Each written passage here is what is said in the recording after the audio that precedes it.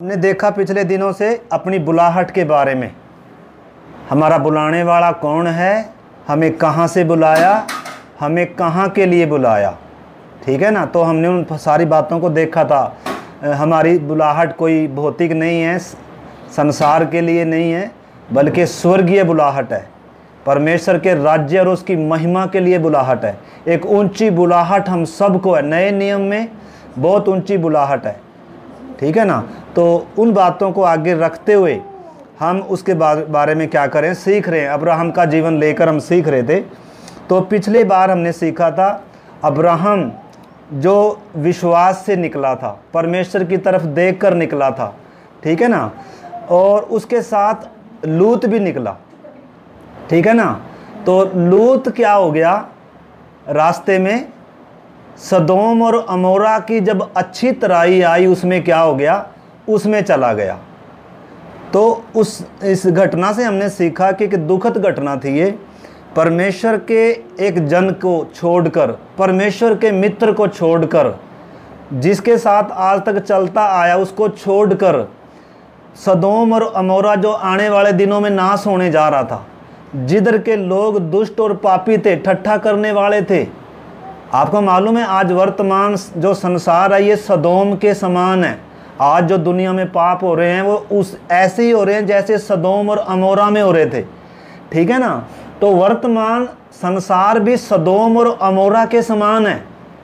इसलिए अब विश्वासी तो बनकर निकला था, परंतु जब बीच में थोड़ी सी प्रॉब्लम आई अब्राहम के साथ, या चरवाहों की बीच में जब प्रॉब्लम आई थोड़ी सी, तो लूत ने आंख उठाकर क्या किया, जब देखा तो उसे क्या दिखा, उसे अच्छी तराई दिखी।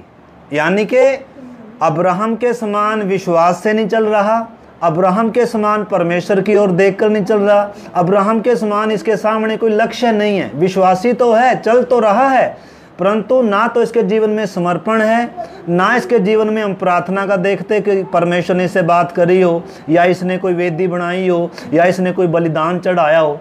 मतलब प्रार्थना रहित जीवन है इस व्यक्ति का। इसके जीवन में कोई टारगेट नहीं है, कोई लक्ष्य नहीं है, कोई बुलाहट। निकला तो है परंतु दूसरे को देखकर निकला है। आज वर्तमान समय में आज बहुत सारे विश्वासी भी ऐसे हैं जो मतलब दूसरों को देखकर निकले हैं, दूसरों को देखकर बपतिस्मा लिया, दूसरों को देखकर क्या करें, संगति में आते हैं, प्रार्थना में आते हैं। व्यक्तिगत समर्पण नहीं है, व्यक्तिगत जीवन में क्या नहीं है, मेरी बुलाहट क्या है, मुझे किस लिए बुलाया, मुझे कैसे चलना है, ठीक है ना। तो इसलिए हम देखते हैं लूत ने क्या किया, धर्मी का, परमेश्वर के मित्र का साथ छोड़कर, संगति को छोड़कर किधर चला गया, लालच में आकर अच्छी तराई में चला गया। और आपको मालूम है, हम देख रहे थे कि पहले तो उसने क्या किया, जब आंख उठाकर देखा, तो आंख उठाकर देखेंगे तो क्या दिखेगा, एक अच्छी तराई है। और पहले तो आंख उठाकर देखा तो अच्छी तराई दिखी, फिर उसको उसके पास चला गया, और अब तीसरा उसको क्या भी कर रहा है, उधर बस भी गया। उस सदोम और अमोरा के लोगों के साथ मिलकर समझौता कर कर उधर रह रहा है, और उधर अपना मकान भी हो गया, और उधर का न्याय भी बन गया, फाटक में बैठता है।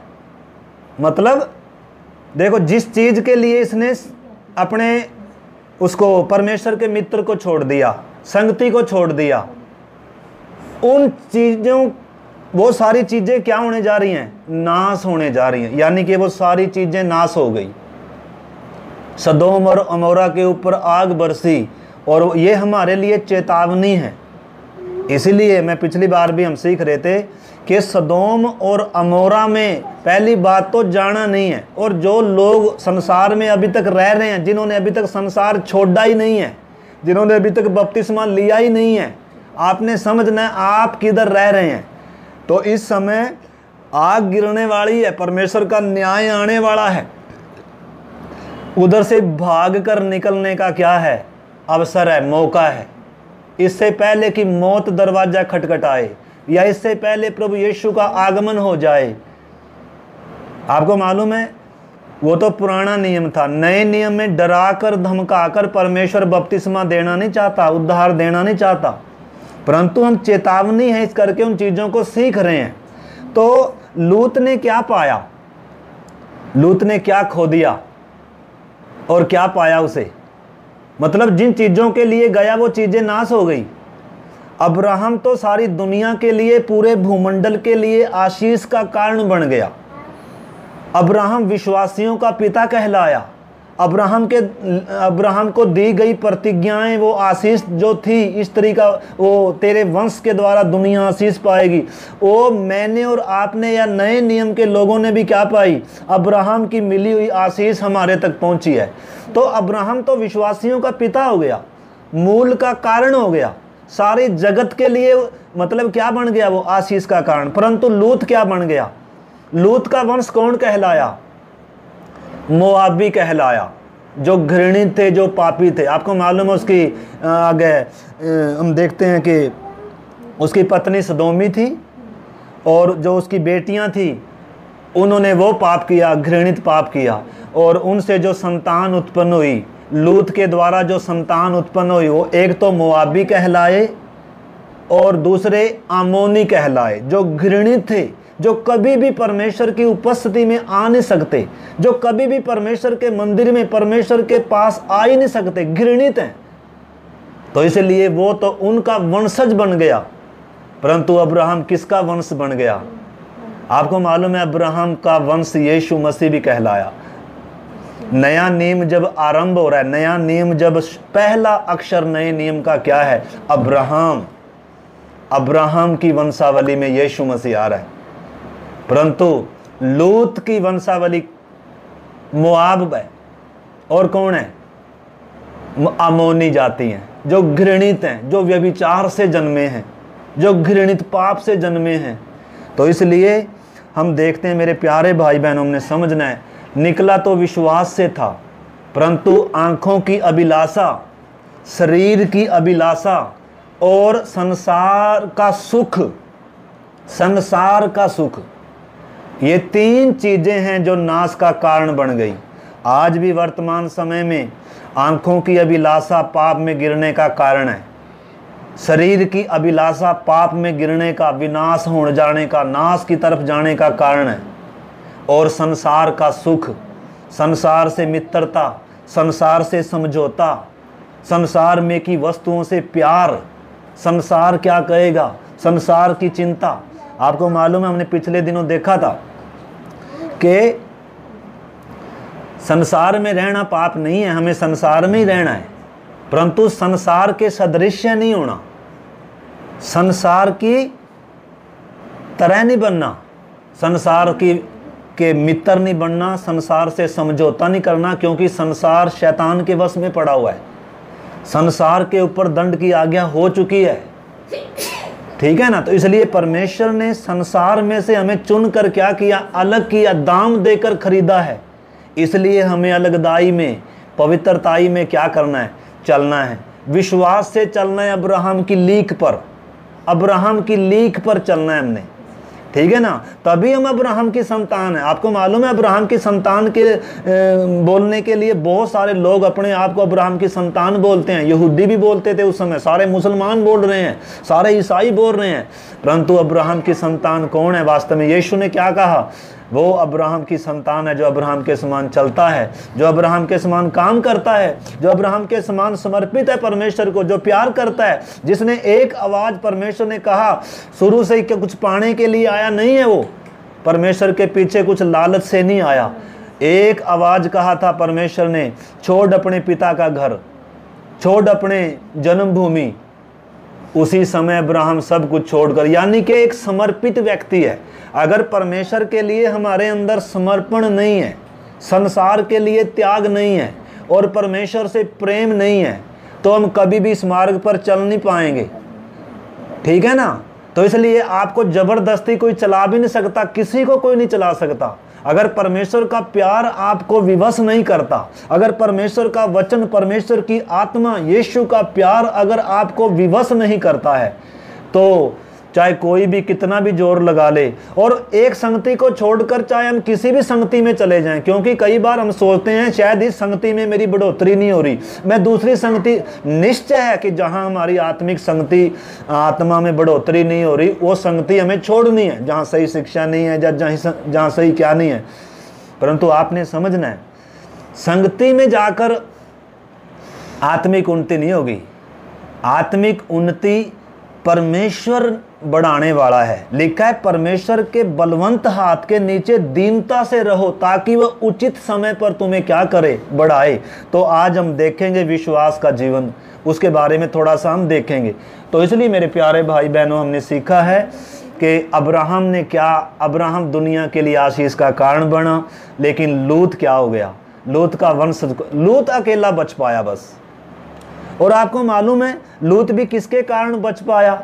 लूत के लिए परमेश्वर के सामने अब्राहम हाथ जोड़कर क्या कर रहा था, विनती कर रहा था, हे परमेश्वर, इस नगर में अगर 10 धर्मी भी होंगे तो क्या तू इस नगर को नाश करेगा? लेकिन दुख की बात है, उसमें अब ये लूत ही खाली था। और वो भी हम देखते हैं लूत की अब्राहम की प्रार्थनाओं के कारण लूत बचाया गया, लेकिन लूत के कारण कोई भी नहीं बचा। उसका अपना परिवार भी नहीं बचा, उसकी पत्नी भी नहीं बची, उसकी बेटियां नहीं बची। उसके दमादों को बताने के लिए गया कि परमेश्वर इस नगर का नाश करने जा रहा है, फटाफट क्या कर लो, इधर से निकल लो। तो उसके जमाइयों ने क्या किया, लेकिन ठट्टा करने वाला जान पड़ा उनके सामने, क्योंकि उसका जीवन उसमें सदोम में रहते हुए मतलब प्रभावित करने वाला जीवन नहीं था अन्य जातियों को, उस सदोम के लोगों को। हाँ, अब्राहम अगर जाता तो वो अपना प्रभाव छोड़ सकता था उधर, लेकिन लूत का सदोम में जाना, लूत का मतलब अपना प्रभाव नहीं छोड़ा उसने, बल्कि उनके समान बन गया, उनका प्रभाव उसके ऊपर आ गया। तो इसलिए मेरे प्यारे भाई बहनों, चाहे बच्चे हों चाहे बड़े हों, संसार वर्तमान समय का सदोम और अमोरा है। संसार के सदृश ना बनो। लिखा है तुम्हारे बुद्धि के नए हो जाने से तुम्हारा चाल चलन भी बदलता जाए। संसार का फैशन, आपने समझना ध्यान से कान खोलकर, संसार का फैशन परमेश्वर के सामने घृणित है। संसार के साथ का प्यार परमेश्वर से बैर है। संसार से मित्रता व्यभिचार है। संसार में की वस्तुओं से प्यार है। संसार से प्यार है तो उसके अंदर लिखा है परमेश्वर का प्यार नहीं है। इसलिए मेरे प्यारे भाई बहनों, हमने समझना है हमारी बुलाहट क्या है। संसार में से यीशु ने हमें चुना। यीशु ने कहा तुम संसार के नहीं हो, इसलिए संसार क्या करता है, तुमसे बैर करता है।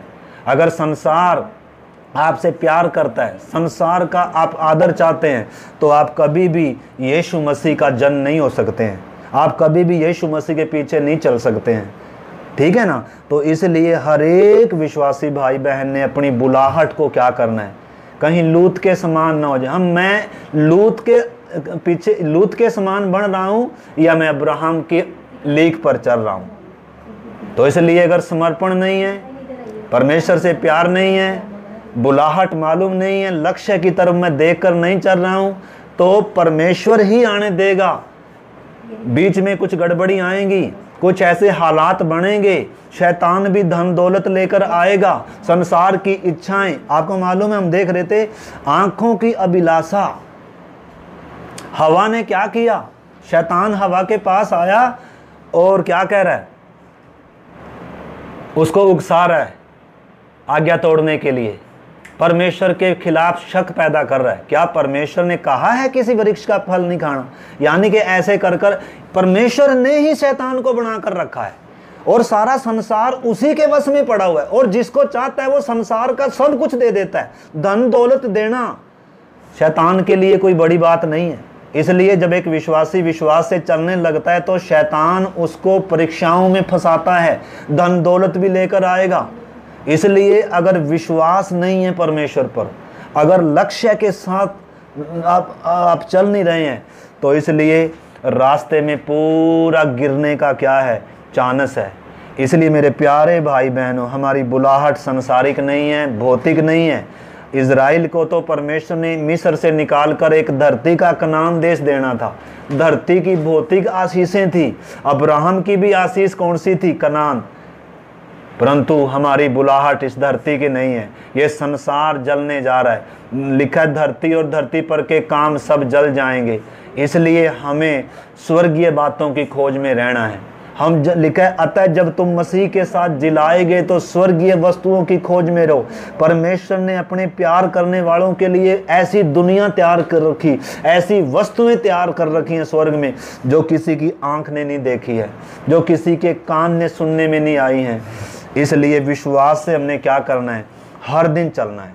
और संसार में हमें परदेसी और यात्री समझकर, पतरस कह रहा है तुम अपने आप को परदेसी और यात्री जानकर उन सांसारिक अभिलाषाओं से बचे रहो जो आत्मा से युद्ध करती हैं। अब्राहम कनान देश में जाने के बाद भी जिसको भौतिक आशीषें मिली थी, वो व्यक्ति परमेश्वर के साथ चलते चलते वो परमेश्वर का न केवल मित्र बन गया बल्कि वो स्थिर नेम वाले नगर की क्या जोता था? बाट जोता था।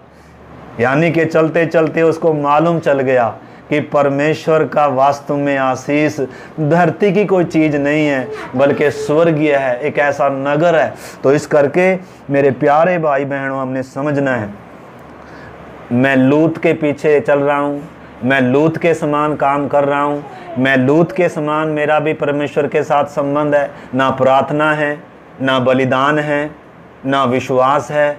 मैं किसकी तरफ देख कर चल रहा हूँ?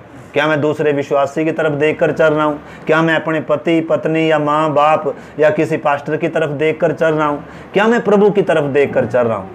अगर हम प्रभु की तरफ देखकर नहीं चल रहे हैं तो रास्ते में बहुत सारी दिक्कत आएगी और हम ठोकर खा जाएंगे। इसलिए परमेश्वर का वचन कहता है विश्वास के कर्ता और सिद्ध करने वाले यीशु की ओर ताकते रहो। पतरस पानी पर चलने लगा यीशु की तरफ देखकर। पानी भी क्या बन गया? समुद्र भी क्या बन गया? सड़क के समान बन गया। परंतु जैसे ही यीशु से निगाहें हटी, पानी की तरफ देखने लग गया, उसमें क्या होने लग गया? डूबने लगा। तो इसलिए मेरे प्यारे भाई बहनों, हम अगर इंसान की तरफ देखकर चलेंगे, दूसरे विश्वासी की तरफ देखकर चलेंगे, किसी पास्टर की तरफ देखकर चलेंगे, तो कभी भी लक्ष्य तक नहीं पहुंचेंगे। हमें कहा गया है कि यीशु की तरफ देखते हुए ताकते हुए चलो, ठीक है ना? तो इसलिए मेरे प्यारे भाई बहनों, उस चीज़ को हमने क्या करना है? समझना है। तो ये हमारे लिए बहुत बड़ी चेतावनी है कि हम क्या करें। अब्राहम ने वायदे पाए, प्रतिज्ञाएं पाई, दुनिया के लिए आशीष का कारण हो गया, परमेश्वर का मित्र कहलाया।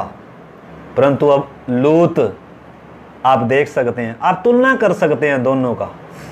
दोनों विश्वास से निकले हैं। चलते चलते लूत के सामने एक समस्या आ गई और छोड़कर क्या हो गया? अब्राहम को, संगति को। आज बहुत सारे लोगों को संसार में से निकालना कितना मुश्किल हो रहा है। लूत का आखिर में हाथ पकड़कर स्वर्ग दूतों ने खींचना पड़ा। अरे नाश होने जा रहा है ये, जल्दी से क्या कर ले, इसको सदोम को छोड़कर, नगर को छोड़कर, सारे साजो सामान को छोड़कर निकल ले यहां से। अगर कुछ लेने का प्रयास करेगा तो नाश हो जाएगा। और बोला कि पीछे मुड़कर नहीं देखना।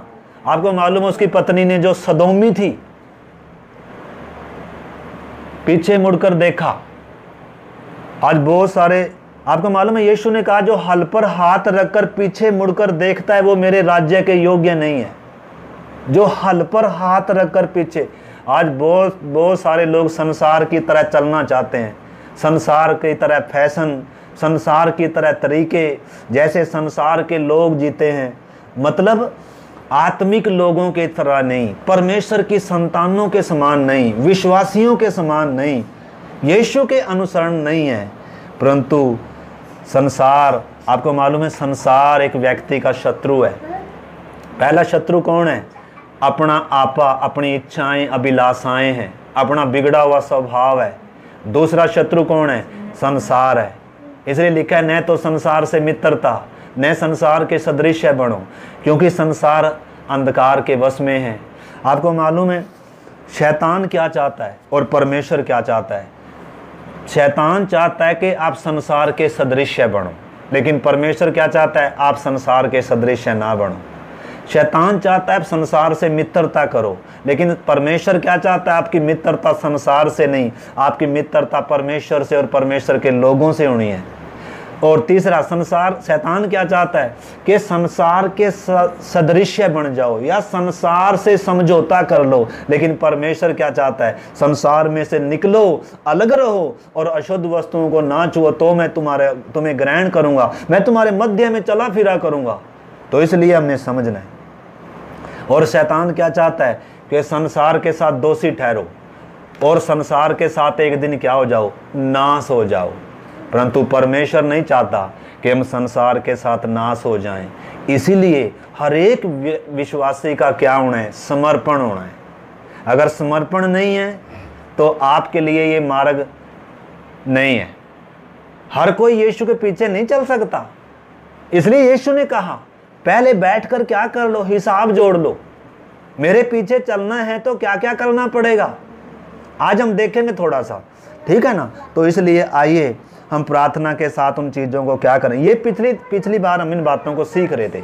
आइए हम प्रार्थना करते। प्यारे प्रभु, धन्यवाद इन पवित्र वचनों के लिए प्रभु। ये वचन हम हर एक के लिए आशीष का कारण हो प्रभु। ये वचन हमारे पाँव का, हमारे मार्ग का उजाला हो, पाँव का दीपक हो प्रभु।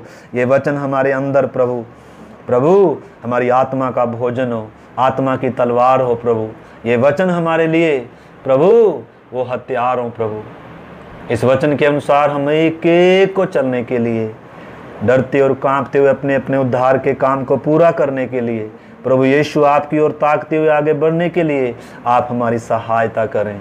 आपके हाथ में सौंपते हुए यीशु मसीह के नाम से हम प्रार्थना को मांगते हैं, आमीन। तो इसलिए हमने समझना है, संसार में रहना, मैं फिर बताता हूँ, पाप नहीं है, परंतु संसार के सदृश्य होना, संसार से प्यार होना पाप है। संसार में की वस्तुओं से प्यार होना, संसार के साथ समझौता करना क्या है? पाप है।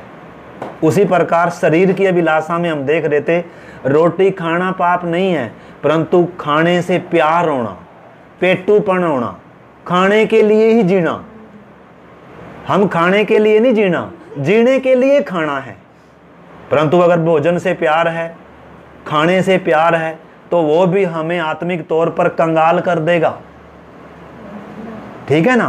तो आंखों की अभिलाषा है, शरीर की अभिलाषा है, जिसमें खाना भी आता है। नींद लेना अच्छा है, सोना अच्छा है, हर एक को सोना है हमने, परंतु अगर नींद से प्यार है, नींद के गुलाम है, तो यही हमारे लिए क्या हो जाएगा। इसलिए अपने जीवन में क्या करना है? अनुशासन। आपको मालूम है अभी हमारे कुछ एथलीट जो हमारे अभी जो वो पदक जीत के लेकर आए, उसमें से खेलों में से, आपको मालूम है उनकी आप उनका जीवनी आप जब उनके बारे में देखेंगे तो कह रहे सुबह 4-4 बजे उठकर क्या करते थे? कसरत करते थे। और कितने जो हमारा भाई जो गोल्ड जीत के लेकर आया, वो कह रहा है मैं तो ना शादियों में जाता था, ना रिश्तेदारियों में जाता था, मैं हर समय किस में लगा रहता था? तैयारी में। देखो, एक नाश होने वाले मेडल के लिए, एक नाश होने वाले उस मुकुट के लिए दुनिया कितना परिश्रम कर रही है, कितना त्याग कर रही है। अपनी लिखा है, उसकी माँ बता रही थी कितने दिनों से उसने मीठा नहीं खाया, कितने दिनों से उसने ऐसी चीजें नहीं करी, क्योंकि अगर सारी चीजें खाएंगे तो पदक नहीं जीत सकते, मेडल जीत के नहीं ला सकते। अगर कुश्ती लड़ने वाले सारी चीज खाएं पिएंगे, मौज मस्ती से रहेंगे, तो उधर जाकर मेडल नहीं जीत के ला सकते। पौलुस वही चीज बता रहा है। लिखा है अगर विधि के अनुसार नहीं लड़ेंगे। तो इसलिए हमने समझना है, मसीह जीवन एक कुश्ती भी है, मसीह जीवन एक दौड़ भी है, मसीह जीवन एक सफर भी है, मसीह जीवन एक लड़ाई भी है। अगर इसमें हमारे जीवन में कोई अनुशासन नहीं है, खाने में अनुशासन नहीं है, सोने में अनुशासन नहीं है, पैसा कमाने में अनुशासन नहीं है, काम करने में अनुशासन नहीं है, तो कभी भी हम क्या नहीं हो पाएंगे? जय का जीवन नहीं जी पाएंगे। तो इसलिए मैं बार बार कहता हूं कि इन्हीं दिनों जब लॉकडाउन भी था, ये हमें आत्मिक उन्नति करने के लिए एक अच्छा क्या था? मौका था। परंतु हम देखें क्या मेरी आत्मिक उन्नति हुई है इन्हीं दिनों? तो अभी हम क्या हो रहा है, हमें प्रार्थना की भी ज़रूरत फील नहीं हो रही है। वास्तव में क्या होना चाहिए? इन्हीं दिनों हर जगह देखो, भले ही लॉकडाउन अभी दोबारा लगने के चांस हो रहे हैं, लेकिन काफ़ी दिनों से लोगों ने संगतियां क्या कर रखी हैं, खोल रखी हैं। थोड़े थोड़े लोग क्या हो रहे हैं, परंतु अभी तक हमने संगति खोली नहीं है।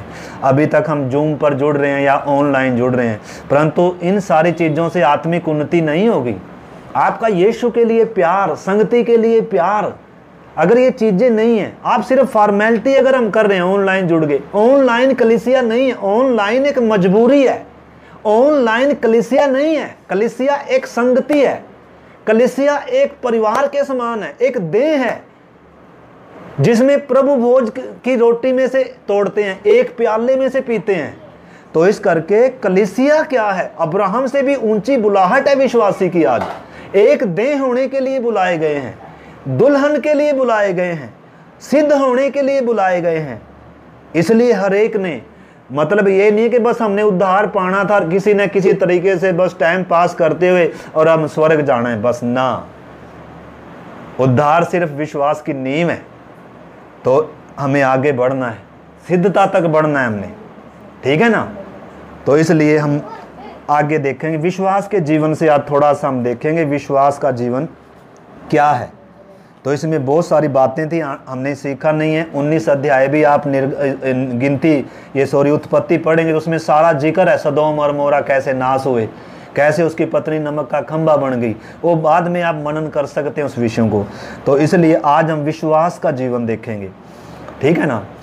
एक विश्वासी का पूरा जीवन क्या होना है? अब्राहम के समान लिखा है, अब्राहम कनान में जाने के बाद भी अपने बेटे पोतों समेत तंबुओं में क्या किया? वास किया, परदेसी के समान। मतलब विश्वास का जीवन था उसका। तो हमें भी मतलब क्या करना है? अगर हम बोलते हैं कि हम अब्राहम की संतान हैं, तो अब्राहम के समान हम इस धरती पर परदेसी और यात्री हैं। और दूसरी बात, हमें न केवल परमेश्वर पर विश्वास किया है, क्योंकि बहुत बार क्या होता है, हम विश्वास तो कर लेते हैं उद्धार के लिए, यीशु पर अच्छा विश्वास है हमारा, परंतु कई बार दुख में, तकलीफ में, बीमारी में, कमी में, घटी में, उसमें हमारा विश्वास क्या हो जाता है? कमजोर हो जाता है। क्योंकि विश्वास परखा भी जाएगा। अब्राहम का विश्वास परखा गया। हम देखते हैं, आगे भी हम देखेंगे। अब्राहम का जीवन हम मनन कर रहे हैं। अब्राहम की लीक पर चलना है। अब्राहम की अगर संतान कहलाते हैं हम, तो इसलिए अब्राहम कैसे चला, अब्राहम का विश्वास परमेश्वर ने कैसे परखा, ठीक है ना।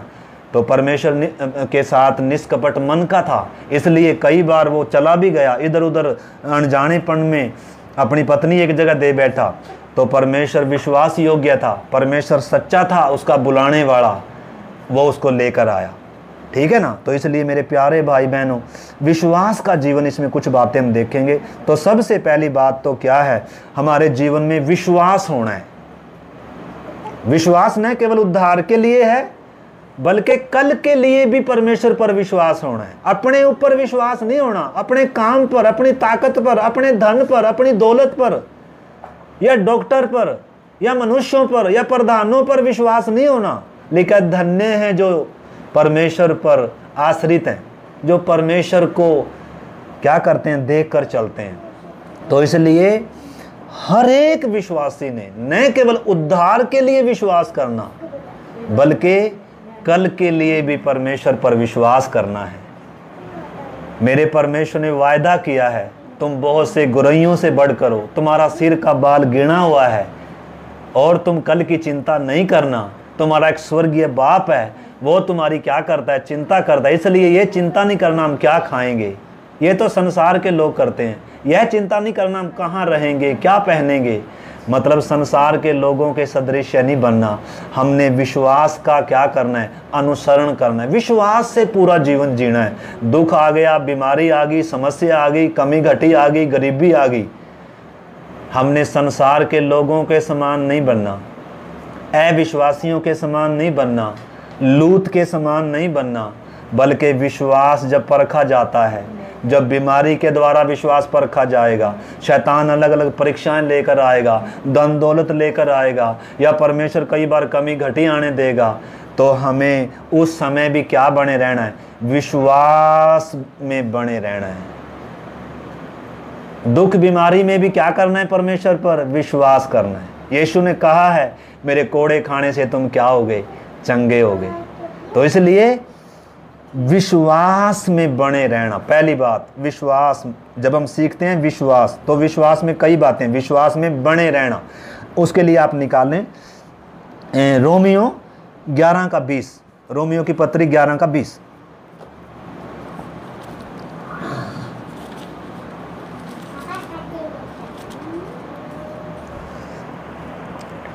ठीक है, वह तो अब अविश्वास के कारण तोड़ी गई, परंतु तू विश्वास से बना रहता है।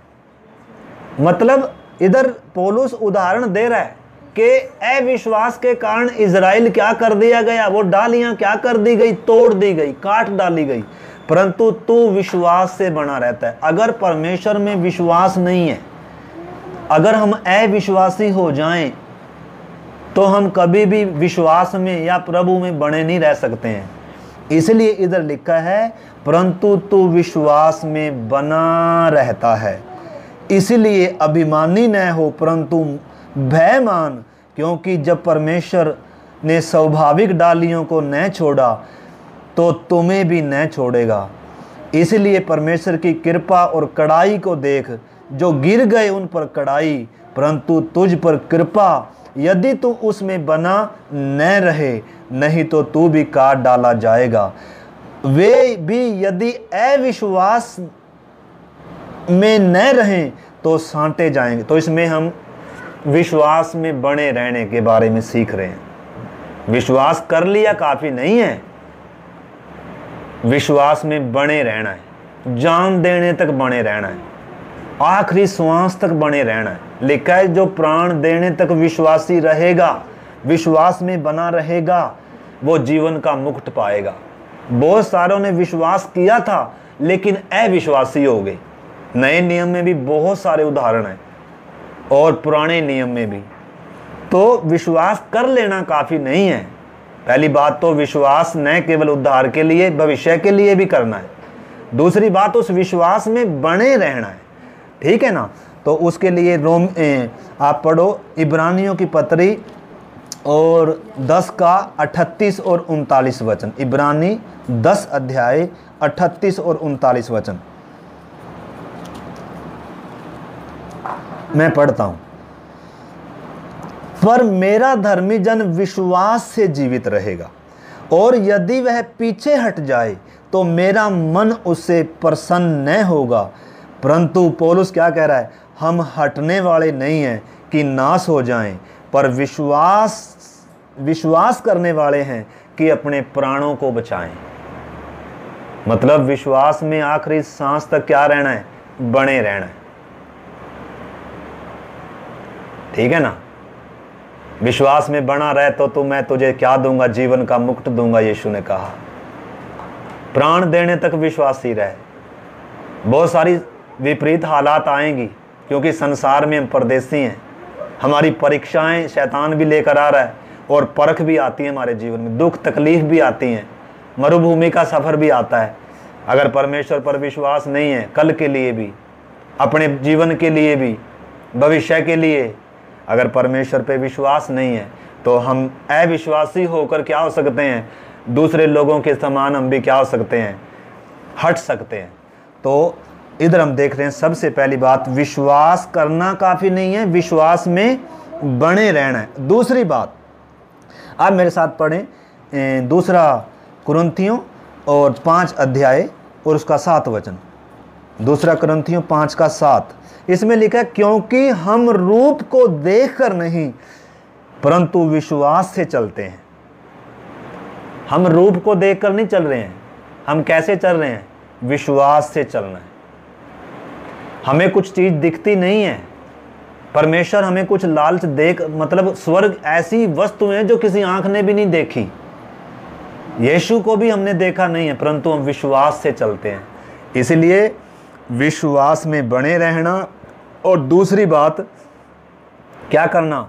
विश्वास में चलना है। हमने विश्वास से चलना है, अनदेखी वस्तुओं को मानो देखते हुए चलना। आपको मालूम है मूसा के बारे में जिक्र है, लिखा है मूसा ने हाँ, तो हम क्या देख रहे थे अभी थोड़ी देर, अभी हम प्रार्थना करने जा रहे हैं। तो हम क्या देख रहे हैं, विश्वास कर लेना काफ़ी नहीं है, विश्वास में क्या करना है, बने रहना है। और दूसरी बात हम क्या देख रहे हैं, विश्वास से क्या करना है, हमने चलना भी है। पूरा जीवन हमने कैसे चलना है, विश्वास से चलना है। अनदेखी वस्तुओं को मानो देखते हुए चलना है। मूसा के बारे में लिखा है अनदेखे पर कैसे विश्वास करता था, अनदेखी वस्तुओं को। जैसे हम अब्राहम के बारे में भी देखते हैं, अब्राहम को परमेश्वर ने आकाश के तारागण दिखाए और उसने क्या कर लिया, विश्वास कर लिया कि मेरा वंश ऐसा होगा। तो मतलब विश्वास से चलना, इस चीज को हमने क्या करना है, समझना है। दूसरा कुरिन्थी 5:7 हमने देखा कि हम देखकर नहीं, देखी हुई वस्तुओं पर नहीं, परंतु हम क्या करते हैं, विश्वास से चलते हैं। आपको मालूम है, जब हम इब्रानियों की पत्री और 11 अध्याय पढ़ते हैं ना, लिखा है विश्वास के बारे में, जब लिखा है तो उसमें लिखा है विश्वास, एक मिनट में वो थोड़ा सा एक अक्षर पढ़ लेता हूँ उसका। विश्वास के बारे में क्या लिखा है, विश्वास का जब उदाहरण लिखा है, अब विश्वास आशा की हुई वस्तुओं का तो निश्चय है और अनदेखी वस्तुओं का क्या है, प्रमाण है विश्वास। और इसी के द्वारा, इसी के विषय में लिखा है, प्राचीनों की अच्छी गवाही दी गई है। देखो, विश्वास ही से हम देखते हैं कि हाबिल ने उत्तम बलिदान चढ़ाया, विश्वास ही से हम देखते हैं वो हनोक 300 साल परमेश्वर के साथ चला। हम देखते हैं विश्वास ही से नूह ने अनदेखी वस्तुओं पर विश्वास किया। परमेश्वर ने बोला था कि बाढ़ आएगी, आज तक बाढ़ नहीं आई, आज तक बारिश नहीं आई, आज तक कभी किसी ने सोचा भी नहीं था कि आने वाले, मतलब जो नूह बोल रहा है, जिसे जो परमेश्वर ने बोला ऐसे दुनिया नाश हो जाएगी पानी से, लेकिन नूह ने क्या कर लिया, विश्वास कर लिया। तो विश्वास के बारे में बता रहा है, विश्वास ही से नूह ने, विश्वास ही से अब्राहम ने जब वो बुलाया गया तो लिखा है ऐसे देश की तरफ निकल पड़ा जो अनदेखे को मानो देखता हुआ चला। मतलब विश्वास से क्या करना है, चलना है। और तीसरी बात हम देखते हैं, क्योंकि बिना विश्वास परमेश्वर को प्रसन्न करना अनहोना है। बिना विश्वास के परमेश्वर को क्या करना है, अनहोना है। एक वचन मैं इसमें पढ़ना चाहता हूं, इसका 33 वचन पढ़ सकते हैं हम, 13 वचन। ये सब विश्वास ही की दशा में मरे और उन्होंने प्रतिज्ञा की हुई वस्तुएं नहीं पाई, पर उन्हें दूर से देखकर आनंदित हुए और मान लिया कि हम पृथ्वी पर परदेसी और बाहरी हैं।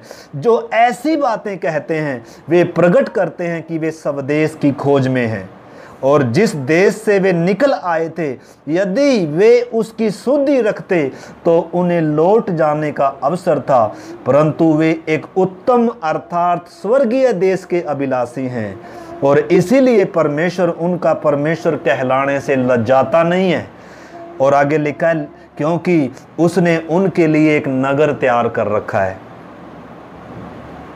तो विश्वास के योद्धाओं का उदाहरण दे रखा कि न केवल उन्होंने विश्वास किया, परंतु उनका विश्वास जब परखा गया, वो विश्वास में बने रहे, वो विश्वास में चलते रहे। और ऐसे लोगों का परमेश्वर कहलाने से परमेश्वर लज्जाता नहीं है, और ऐसे लोग प्रमाणित करते हैं कि हम एक स्वर्गीय देश के अभिलाषी हैं, हम एक स्वर्गीय नागरिक हैं, हम आने वाले नगर की खोज में हैं। इसलिए इब्रानियों की पत्री 13 में पौलुस क्या कह रहा है, कह रहा है हम एक आने वाले नगर की खोज में हैं। लिखा है ना, लिखा है हम एक आने वाले नगर की क्या हैं, खोज में हैं। उसमें 13 का कुछ ऐसे लिखा है, इब्रानी 13 का, उसमें लिखा है, उसमें एक आयत में लिखा है, इसलिए आओ उसकी निंदा अपने ऊपर लिए छावनी के बाहर उसके पास निकल चलें, क्योंकि यहाँ हमारा कोई स्थायी नगर नहीं है, वरन हम एक आने वाले नगर की खोज में हैं। आने वाले नगर की खोज में है, आने वाले मसीहा की बाट जो है। हम सदा के लिए इधर से चले, मतलब इधर से जाने वाले, हम परदेसी हैं, हम यात्री हैं। इसलिए संसार की अभिलाषाओं से बचकर रहना है। हर कोई नहीं कर पाएगा ऐसे, परंतु जिसका लक्ष्य उसके सामने है, जो विश्वास में बना रहेगा, जिसका परमेश्वर के लिए प्यार होगा, संसार के लिए त्याग होगा, जो अपने जीवन में अनुशासन के साथ चलेगा, वो ही क्या कर पाएगा। लिखा थोड़े ही हैं जो क्या करेंगे। परमेश्वर ने ऊंची बुलाहट दे रखी है। तो इसलिए मेरे प्यारे भाई बहनों, हमने समझना है। तो विश्वास से क्या करना है, विश्वास में बने रहना है। दूसरी बात, विश्वास में चलना है। और तीसरी बात हम देखते हैं गलातियों की पत्री या इब्रानियों की पत्री, इसी का 10 का 38 वचन जो अभी हमने पढ़ा, इसमें भी क्या पढ़ा है, मेरा धर्मी जन विश्वास से जीवित रहेगा। मतलब विश्वास से क्या रहना है, जीवित रहना है। किससे जिंदा रहना है, विश्वास से जिंदा रहना है। गलातियों की पत्री 2 का 20 वचन में पौलुस क्या कह रहा है, गलातियों 2 का 20,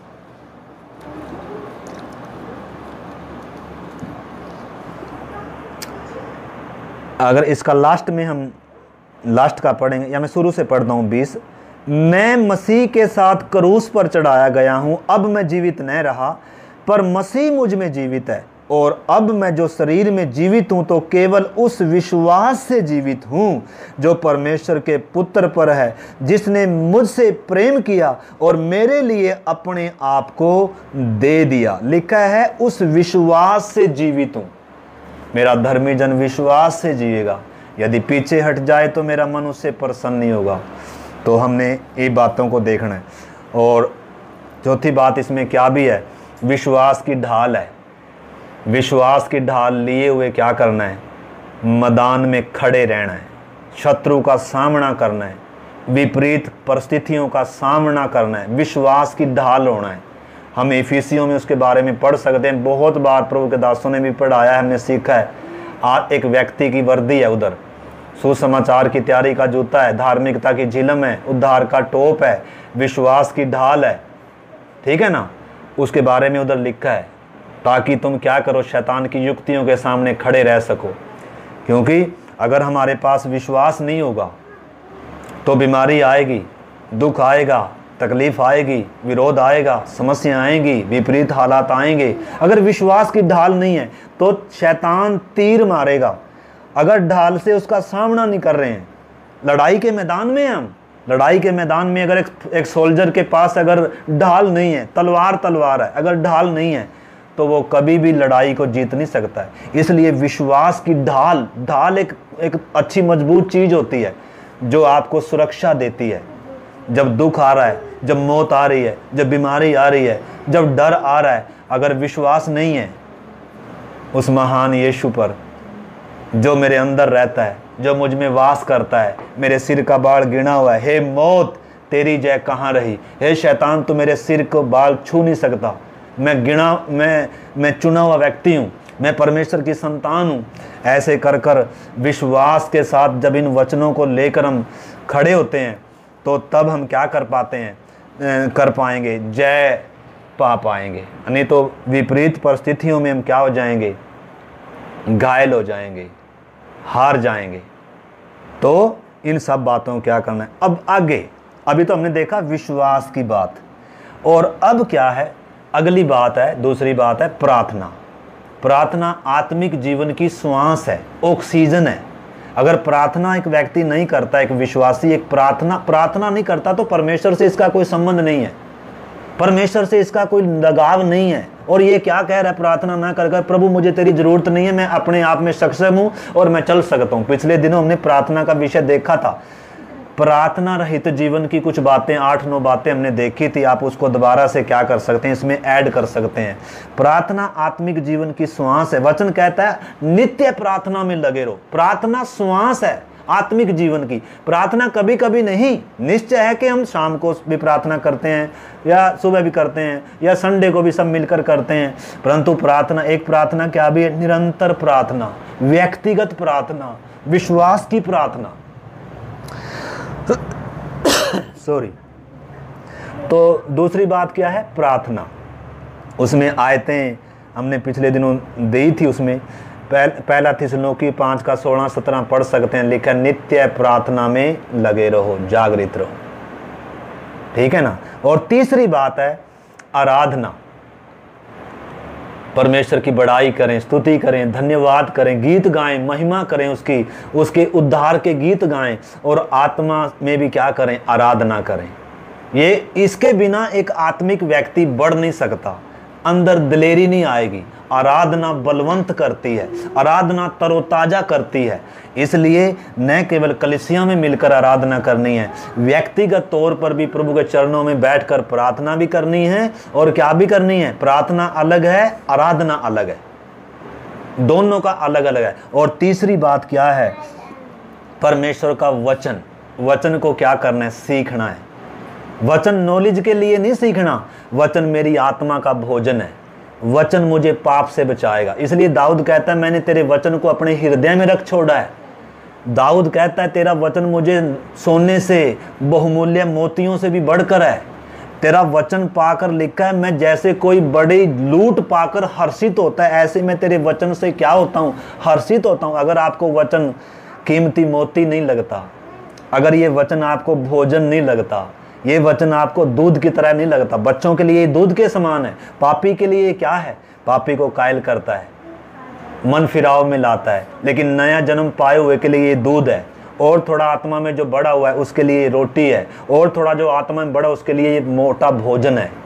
ठीक है ना। यही वचन क्या भी है, यही वचन क्या भी है, परमेश्वर का हथियार भी है।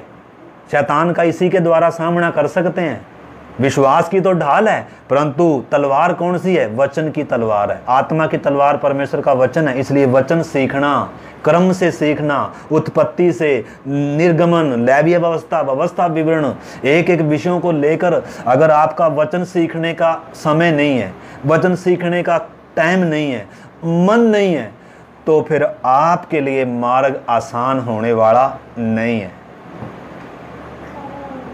आप सोच रहे होंगे भाई वचन, आपको मालूम है पहली सदी के विश्वासी क्या करते थे, निरंतर क्या करते थे। अगर आप वचन नहीं सीखते हैं, हम हमारे जीवन में क्या क्या बातें हम कभी समझ भी नहीं पाएंगे, परमेश्वर को कभी समझ नहीं पाएंगे, परमेश्वर के स्वभाव को। पूरा वचन में जो परमेश्वर का स्वभाव प्रकट करके दे रखा, उत्पत्ति परमेश्वर को कैसे प्रकट करके दे रही है, मेमने को, उस यीशु को कैसे प्रकट करके दे रही, और निर्गमन कैसे, एक एक में एक तस्वीर है परमेश्वर की भी और यीशु मसीह की भी। इसलिए लिखा है अनंत जीवन क्या है, कि वे तुझ एकमात्र सच्चे परमेश्वर को और यीशु को जाने। तो इसलिए अगर परमेश्वर को जानना है तो हमने वचन सीखना बहुत क्या है, परमेश्वर की आदत क्या है, परमेश्वर का स्वभाव क्या है, अब्राहम कैसे चला, लूत कैसे गिर गया, नूह ने कैसे विश्वास से। तो एक एक विषयों को लेकर क्या करें। इसलिए संडे स्कूल अति अनिवार्य है। जब आप अगर इग्नोर करते हो वचन को, तो आप फिर क्या करो, फिर आप क्या नहीं कर पाएंगे, इस मार्ग में नहीं चल पाएंगे। इतना आसान नहीं है ये मार्ग, हम इसको आसान बनाने का प्रयास ना करें। इसलिए हमने देखा, विश्वास की कुछ बातें देखी, फिर प्रार्थना देखी, फिर आराधना, और फिर क्या देखा हमने, परमेश्वर का वचन अध्ययन करना। और अगली बात, चौथी बात, परमेश्वर की खुशी के लिए जीना। किसकी खुशी के लिए, अपनी खुशी के लिए नहीं। अगर मैं अपनी खुशी के लिए जीऊंगा, परमेश्वर को दुखी करूंगा। इसलिए किसकी खुशी के लिए जीना पड़ेगा, यीशु। लिखा है, बहुत सारे वचन है, उसका प्रेम हमें विवश कर देता है कि हम अपने लिए नहीं परंतु उसके लिए जिए जो हमारे लिए मरा। ये 2 कुरिन्थियों 5 अध्याय का 14-15 वचन में लिखा हुआ है। ठीक है ना। तो इसीलिए अगर आप रोमियो की पत्री 15 अध्याय का 3 वचन पढ़ेंगे, रोमी 15 का 3 पढ़ेंगे, लिखा है, यीशु के बारे में लिखा है, उसने अपने आप को प्रसन्न नहीं किया, उसने पिता को प्रसन्न किया। अगर प्रभु को प्रसन्न करने का हमारा लक्ष्य नहीं है, पिता की इच्छा मेरे जीवन में पूरी हो मेरा लक्ष्य नहीं है, मेरे जीवन से, मेरे चाल चलन से मेरे परमेश्वर ने प्रसन्न होना है। मेरे काम से मेरे परमेश्वर ने प्रसन्न होना है। मेरी बातों से, मेरे व्यवहारों से, मेरे जीवन से मेरे परमेश्वर ने प्रसन्न होना है। अगर परमेश्वर दुखी हो गया, अगर पवित्र आत्मा दुखी हो गया, अगर परमेश्वर ही नाराज है, तो मैं जो वो काम कर रहा हूँ उसका फिर क्या फ़ायदा होगा।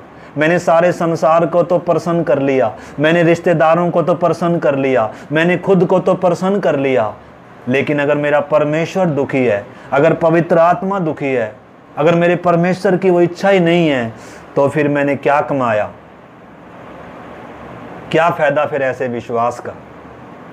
तो इसलिए मेरे प्यारे भाई बहनों, अगर हम अपनी खुशी के लिए जी रहे हैं, अगर यीशु की खुशी, परमेश्वर की इच्छा से हमें वास्ता नहीं है, परमेश्वर को क्या अच्छा लगता है, इसलिए तो लिखा है ध्यान से समझो कि परमेश्वर की क्या इच्छा है, परमेश्वर को क्या भाता है।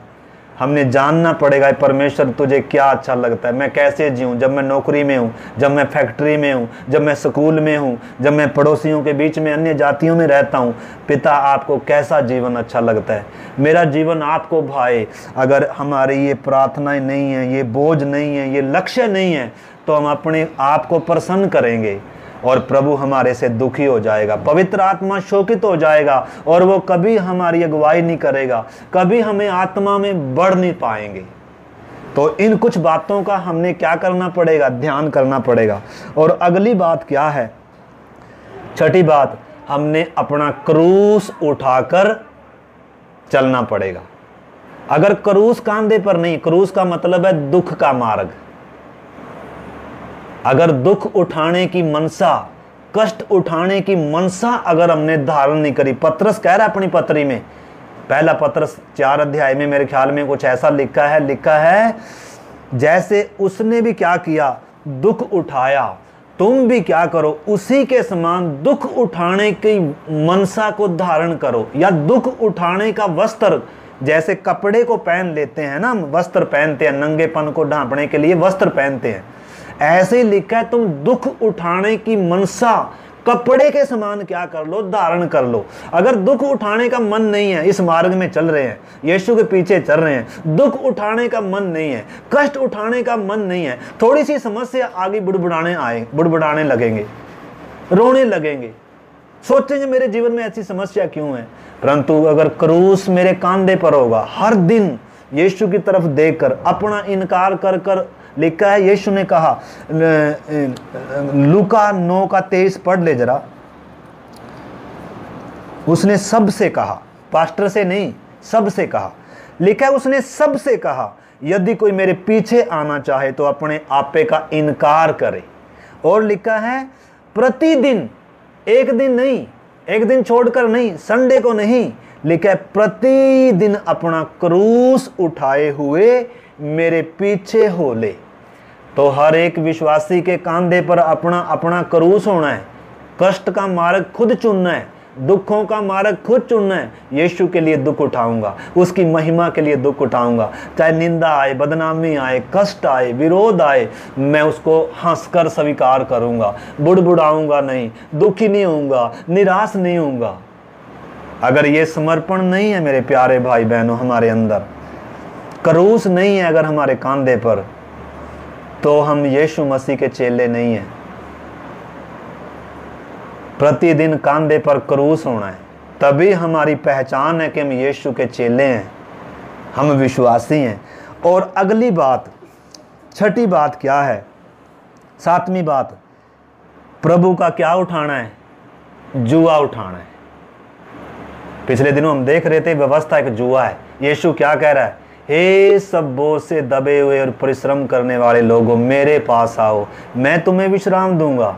और आगे क्या कह रहा है, मेरा जुआ अपने ऊपर उठा लो और मुझसे सीखो, क्योंकि मैं नम्र और मन में दीन हूं। तो यीशु का जुआ उठाना है। जुआ क्या दर्शाता है, जिम्मेदारी को दर्शाता है। जिम्मेदार बनना है, कलीसिया में भी जिम्मेदार बनना है, पड़ोसी के लिए भी जिम्मेदार बनना है। मतलब कलीसिया में एक व्यक्ति ने जिम्मेदार होना है। ये नहीं है कि मेरा कोई मतलब ही नहीं है, सेवा से मतलब नहीं है, आपको मालूम है, एक वचन पढ़ना चाहता हूँ, अभी हम प्रार्थना करते हैं, व्यवस्था जुए के बारे में हम कभी फिर सीखेंगे प्रभु ने चाहा तो, परंतु एक वचन मैं पढ़ना चाहता हूँ। नेहेमिया निकालें आप, नेहेमिया की किताब, पुराने नियम में नेहेमिया 3 अध्याय में से एक वचन पढ़ता हूँ मैं।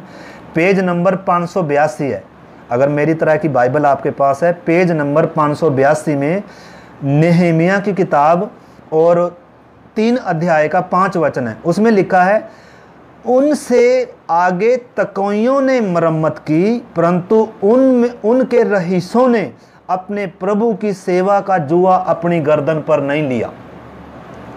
शहरपना टूटी हुई थी, परमेश्वर का मंदिर का काम, यरूशलेम का काम चल रहा था और सबकी जिम्मेदारी थी कि हम सब मिलकर क्या करें, उस मंदिर को बनाएं, उस 4 दीवारी को बनाएं, और सब अपने अपनी जिम्मेदारी को निभा रहे थे, सब काम में लगे हुए थे, क्योंकि काम परमेश्वर का है, मंदिर परमेश्वर का है। परंतु लिखा है कुछ ने क्या किया, लिखा है उनके आगे तकोइयों ने मरम्मत की, परंतु उनके रईसों ने, रईस लोग थे जो अमीर लोग थे, उन्होंने क्या नहीं किया, प्रभु की सेवा का जुआ अपने कांधे पर नहीं लिया, कांधा नहीं दिया उन्होंने झुककर। परमेश्वर जबरदस्ती क्या नहीं करता है, जुआ रखता नहीं है। इसलिए लिखा है मेरा जुआ अपने ऊपर उठा लो, का मतलब है जैसे हमने खुद गर्दन नीचे देना है, प्रभु मेरे ऊपर जुआ रखो। सेवा की क्या लेनी है, सेवा पास्टर की नहीं है, सेवा प्रभु की है। बहुत सारे लोग सेवा पास्टर की सोच कर चल रहे हैं। आजकल हम सुन भी ज़्यादातर ऐसे ही रहे हैं, प्रभु को हमारी किसी चीज़ की ज़रूरत नहीं है, हम क्या हैं, प्रभु की हमारी किसी चीज़ की क्या नहीं है ज़रूरत, ऐसा नहीं है। हाँ, उन लोगों के लिए जो मतलब गलत तरीके से, जिनके पास सही उपदेश नहीं है, परंतु आपने समझना हर एक विश्वासी कलीसिया में एक जिम्मेदार है, हर एक विश्वासी सेवक है, कलीसिया पूरी सेवक है यीशु मसीह की।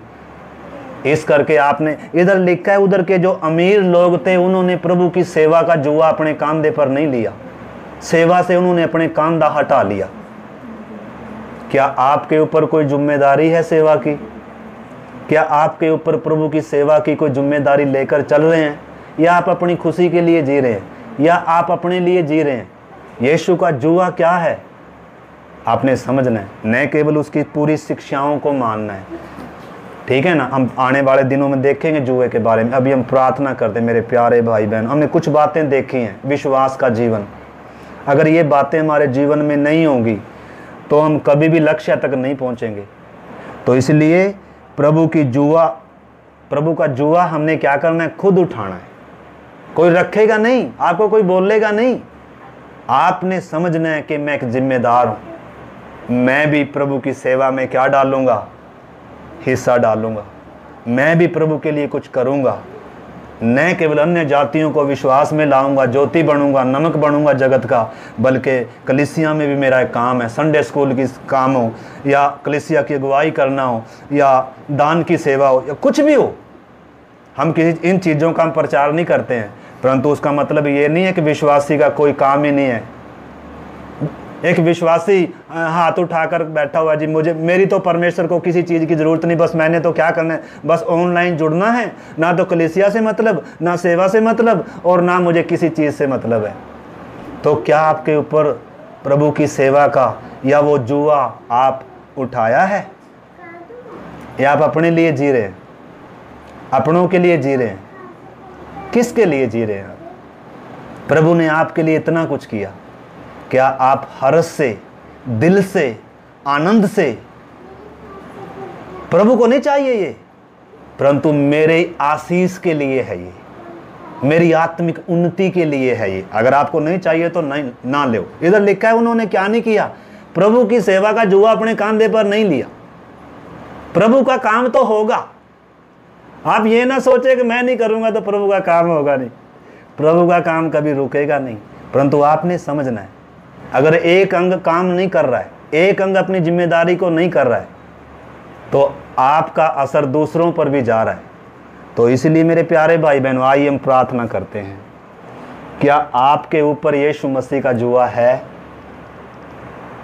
क्या आप सेवा पास्टर की सोच कर चल रहे हो? पास्टर का काम है, पास्टर आए ना आए, क्योंकि पास्टर जी अभी पास्टर फिन्नी भी जैसे कई बार बोलते हैं, लॉकडाउन है, आप घर पे रहो, अपने आप प्रभु अपने दास को लेकर आएगा, प्रभु भोज के लिए भी। तो हमारे विश्वास भी आराम से बैठे हुए हैं, प्रभु अपने आप सारा करेगा, हमें कुछ नहीं करना। अब तो हमें संगति में भी आना नहीं है। अगर आपकी ऐसी सोच है तो आत्मिक उन्नति फिर इस कलीसिया को छोड़ किसी और में भी चले जाएंगे, वहाँ भी आत्मिक उन्नति नहीं है। तो इसलिए मेरे प्यारे भाई बहनों, ये कुछ बातें हमने सीखी हैं। आइए हम प्रभु से प्रार्थना करें, इस समर्पण में ऐसा मन दे प्रभु हमें, हम भी प्रभु के लिए क्या करें, उसकी हमारे महान प्रभु के लिए जिएं, जिसने मुझ पापी से प्यार किया, जो मेरे लिए कंगाल बन गया। मुझे ये सौभाग्य है, अगर मेरा विश्वास मेरे कामों में दिखता नहीं है तो वो विश्वास मुर्दा है। हम विश्वासी तो बोलकर चल रहे हैं, लेकिन विश्वास कहीं भी दिखता नहीं है। मेरे कामों में विश्वास दूर दूर तक भी नहीं है।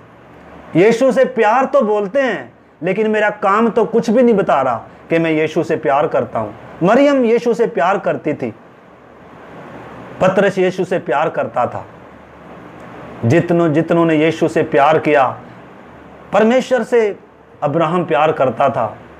तो मेरे प्यारे भाई बहन, उनका विश्वास, उनका प्यार उनके कामों में दिखता था। प्यार देने में है, लेने में नहीं है। पिता ने हमसे कैसे प्यार किया? प्यार देता है। बलिदान होने का मतलब क्या है? तो इसलिए मेरे प्यारे भाई बहनों, पवित्र आत्मा इन बातों को हमें सिखाए और प्रभु का प्यार हमें विवश करे। कोई लालच से नहीं, कोई स्वार्थ से नहीं, कोई दबाव से नहीं। इसलिए आइए हम अपने जीवन को इन बातों के आधार पर जांचते हुए प्रार्थना करें और एक समर्पण करें। प्यारे प्रभु, इस पवित्र वचन के लिए आपका धन्यवाद हो। ये वचन हम हर एक के लिए आत्मिक उन्नति और आशीष का कारण हो प्रभु। न केवल व्यक्तिगत उन्नति प्रभु, आपकी कलीसिया की उन्नति हो प्रभु, आपकी कलीसिया की बढ़ोतरी हो। इन्हीं दिनों हर एक विश्वासी भाई बहन को प्रभु अपने जीवन को जांचने के लिए और आपकी कलीसिया में प्रभु, आपकी देह में अपने स्थान को पहचानने के लिए, अपने काम को पहचानने के लिए और अपनी सेवा को पहचानने के लिए सहायता कर। आपके हाथ में सौंपते हुए पिता, प्रार्थना को हमारे उद्धारकर्ता प्रभु यीशु मसीह के नाम से मांगते हैं, आमीन। अब हमारे पिता का प्रेम, प्रभु यीशु मसीह का अनुग्रह और पवित्र आत्मा की संगति और सहभागिता हम सबों के साथ हमारे महान प्रभु यीशु मसीह के आगमन तक होते ही रहे, आमीन। जय मसीह।